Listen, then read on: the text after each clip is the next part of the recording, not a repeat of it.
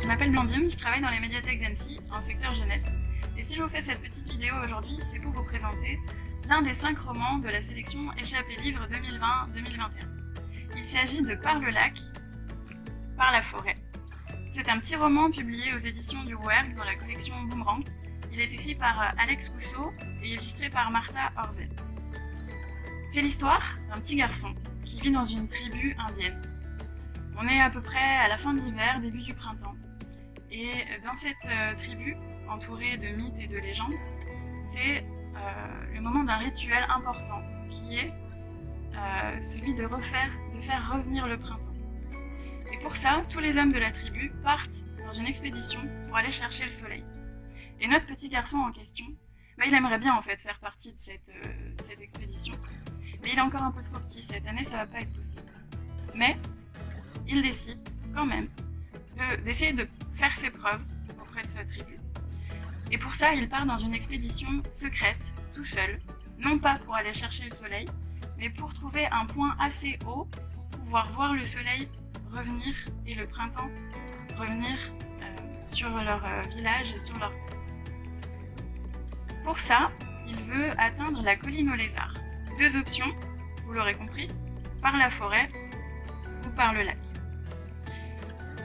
C'est un roman qui est publié, donc, comme je vous le disais tout à l'heure, dans la collection Boomerang, qui est une collection un petit peu particulière, c'est-à-dire que vous avez 2 histoires dans un roman, d'un côté et d'un autre. Alors soit ce sont des histoires qui se répondent, soit les personnages sont les mêmes et les histoires changent, soit elles sont complémentaires.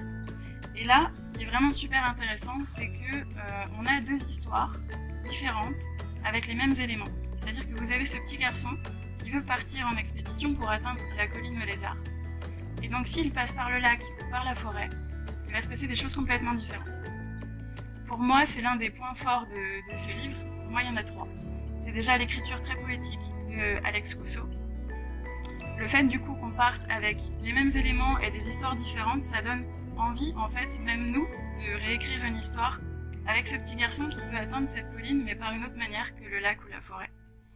Et puis, ça permet aussi de comprendre un petit peu les conséquences que peuvent avoir nos actes, nos choix. C'est-à-dire que si je décide de passer par la forêt, qu'est-ce que ça va changer pour mon entourage, les personnages que je vais croiser, mon environnement?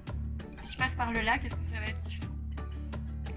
Et pour vous donner envie de rentrer dans cet univers, je vais vous lire le début du roman, un petit extrait. C'est parti. J'ai le choix. Passer par le lac ou par la forêt. Les 2 se valent, les 2 sont bien. Sur le lac, la glace est épaisse. Je peux marcher en ligne droite et arriver de l'autre côté en 1 heure à peine.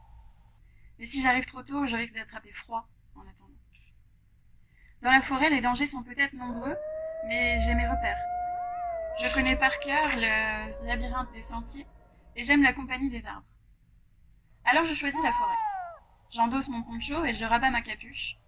Je chausse mes bottes en peau de caribou, parce qu'elles résistent mieux au froid que les autres. Et dans la forêt, l'ombre est glaciale. Arc et carquois sur l'épaule, je m'en vais.